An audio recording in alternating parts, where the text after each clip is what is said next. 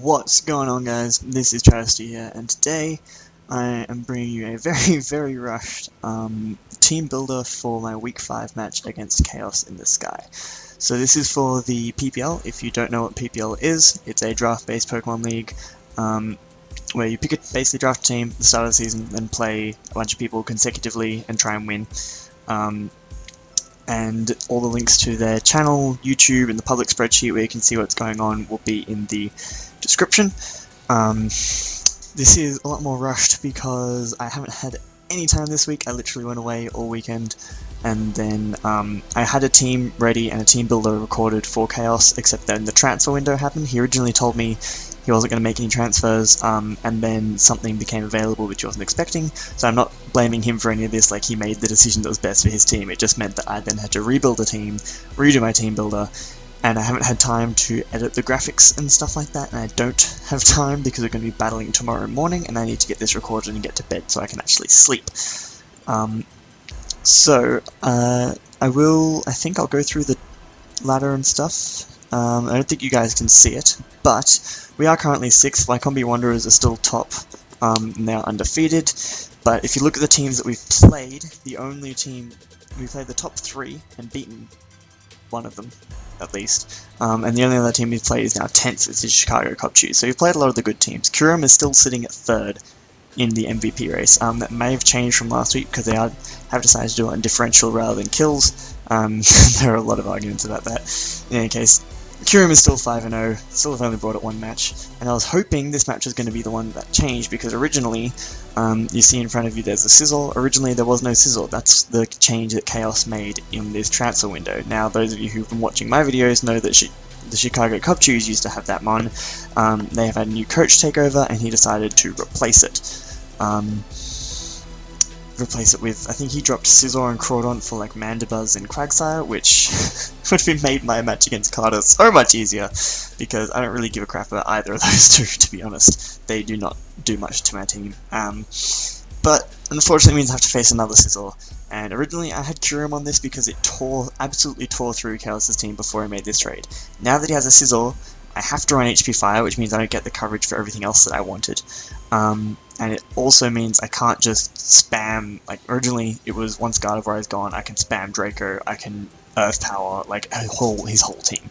Now that he has a Scizor, it doesn't do quite as much because I can't lock myself in Ice Beam, for example, and it just doesn't do enough damage to it even with the HP Fire, and Bullet Punch Okos. So if he's like banded, adamant, and even so it just does way too much damage, and I don't want to have to deal with that. So unfortunately, another week without bringing Sizzle, bringing Kurum, sorry, I guarantee it will come back. It's just, if I didn't have to play Sizzle 2 times in 3 weeks, I would have brought it again. But unfortunately, it just doesn't do enough to justify it this match. So, going through Chaos' team, he has Sizzle, Gardevoir, Shaman, Victini, Rotomosh, Tyrantrum, Dusknoir, Ambipom, and Donphan. So it's a very spooky team. He has Gardevoir, which is a big problem for my team. He has a Sizzle, which now gives him a Defogger, which he didn't used to have, which made my prep a lot harder because now I can't just hazard stack him, which was kind of my plan, because his only spinner is Donphan, and Sableye, even though it gets play rough, doesn't particularly care, because I can burn it, recover, etc. Shaman doesn't do too much to my team, but obviously then Victini is a huge problem. Rotomwash is difficult to take down. Tyrantrum I can't afford to let it set up. Dusknoir I'm not really worried about because Sableye just completely shuts it down. Ambipom, similarly, if he brings it, I almost want to predict that he's bringing Nasty Plot Baton Pass.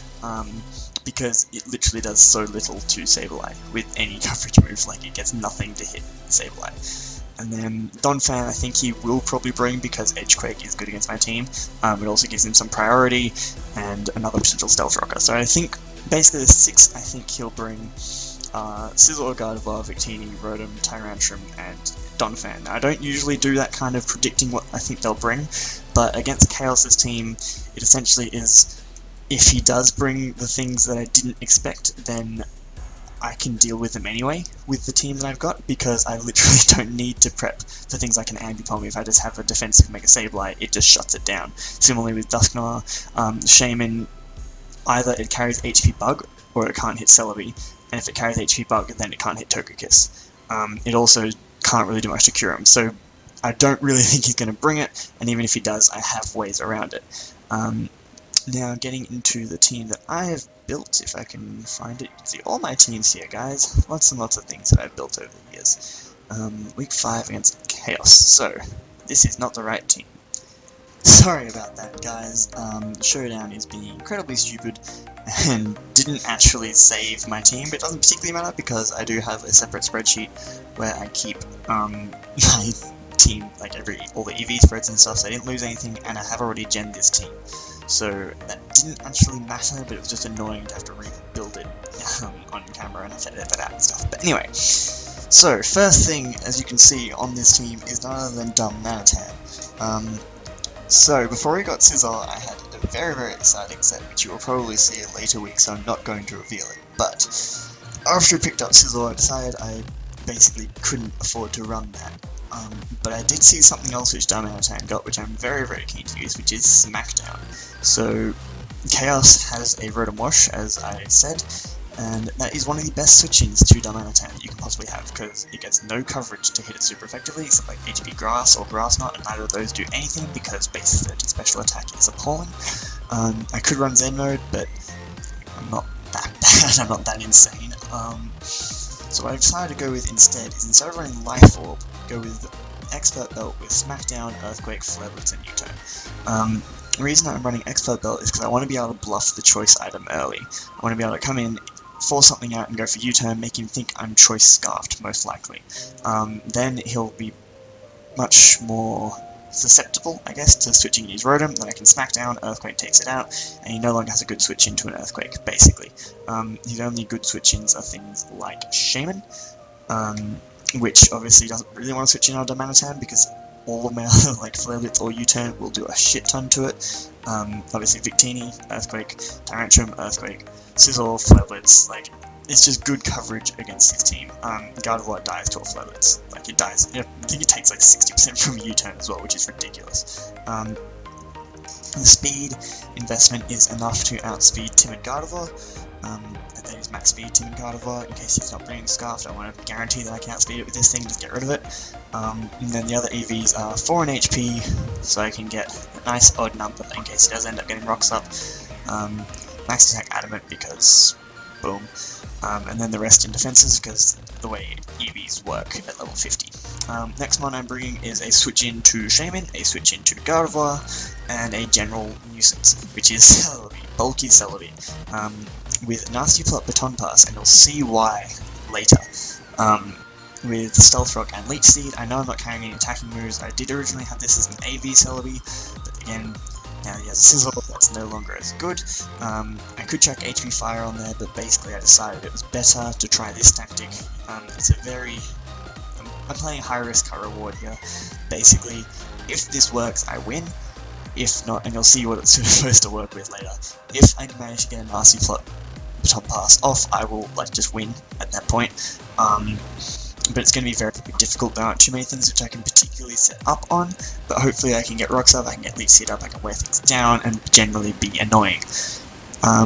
Next is another incredibly annoying one, which is Sableye. This is a very... that also is wrong. Don't worry, I did gen the team correctly. I double and triple checked everything. And that will also be 0 IVs in the actual game, as well, everything where I don't have 0 IVs, it will be, in attack for a special attacker, it will be 0 IVs, don't worry. So, I'm bringing Carmine Sableye for the first time. And the reasoning being, if I can get to +2, nothing can 2-hit KO me. Outside of V-Create, Victini, and Head Smash Tyrantrum. And both of those, Victini, if it goes for V-Create, Shadow Ball does a huge amount. If Tyrantrum comes in, I can Shadow Ball, if he's going to set up, I can burn it, not too much of a problem. And the only other things that can 2-hit me, which is Life Orb, Adamant Donphan, I think is a chance to. Banded Adamant Donphan will 2-hit KO with Flare Off, but I can burn it and I can live 2. I can live a non-burned one and a burned one, which is nice. And then recover up. And basically, I wasn't originally going to bring this set, but it's the one that most people usually prep for, and I feel like I need to bring it occasionally because it is the most threatening, and against Chaos's team, there are a lot of things I can set up on. So if I go back to it, basically, Shaman, depending on what it's locked into, if it brings Scarf or something I can set up on. Rotom Wash, Dust Noir, Ambipom, Donphan.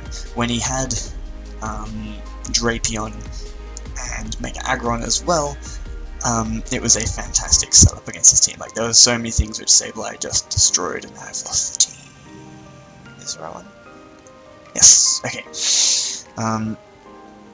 So, fully physically defensive because I need as much defense as I can to take on the likes of Scizor and Tyrantrum and Victini. Victini, if it is not banded, isn't too much of an issue with V-Create because Shadow Ball will do over half, and so I can scare it out, basically.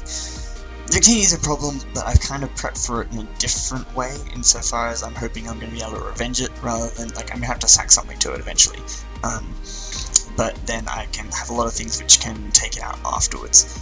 Now, one of those things, and this is the thing that the nasty plot is meant to go into, which I hope no one thought of, because that's my main way of dealing with Chaos's team, is to surprise the fuck out of him with Agility, Life Orb, Lantern.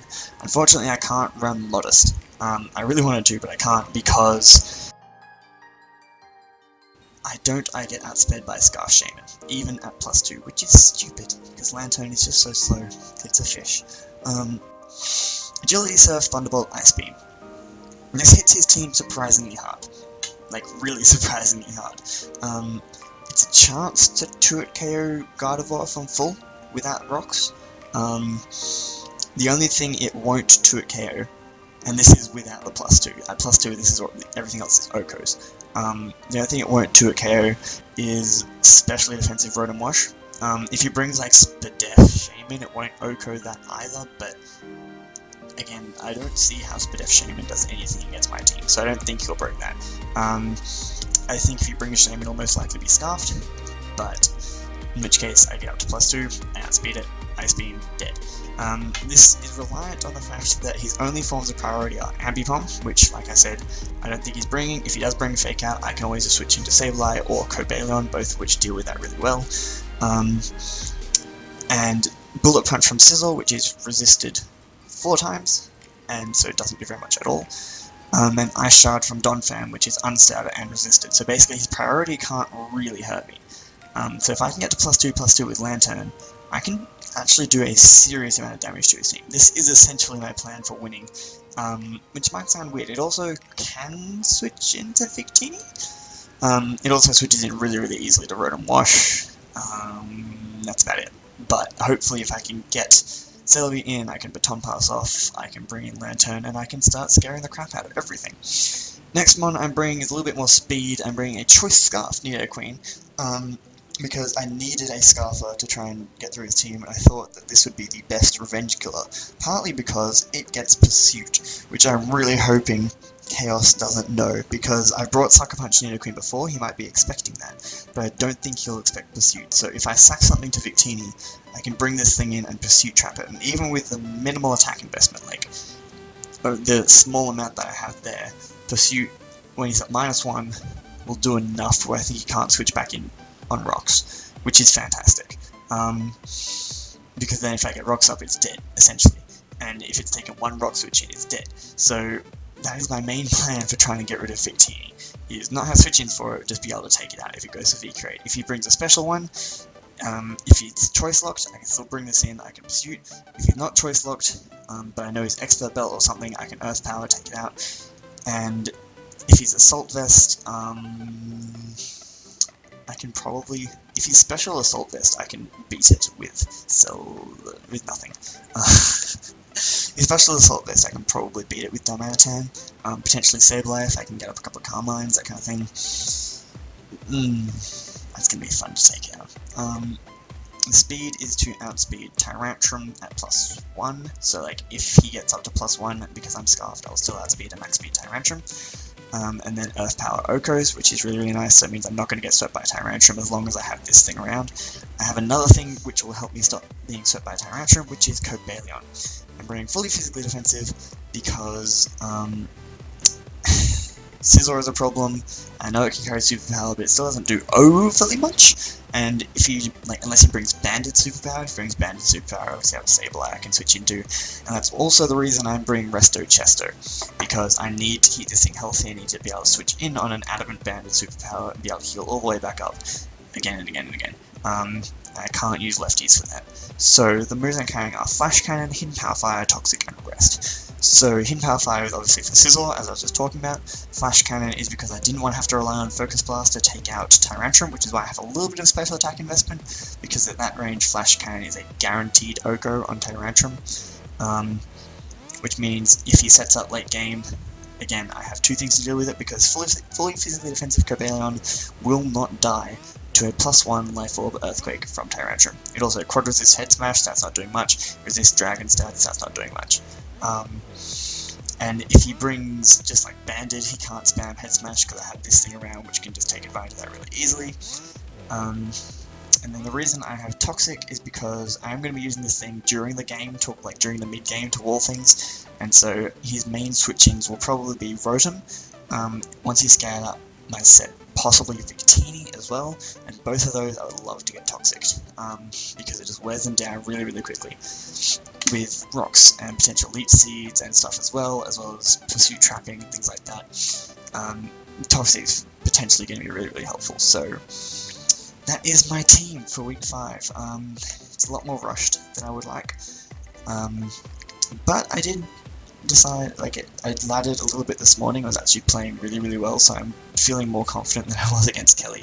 Not because my prep was still bad, but I felt sort of out of practice against Kelly. I wasn't thinking clearly, and I think that playing through a couple of games really helped with that. Also, sorry if my voice is a bit hoarse and stuff. I've been a little bit sick, and then I was away all weekend playing Quidditch, which is a really fun sport. You should try it. And so I'm freaking exhausted from that. So hopefully I don't die this week, I don't lose, but obviously I can't help it.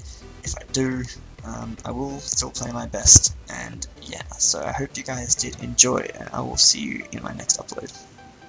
Also, Slipknot.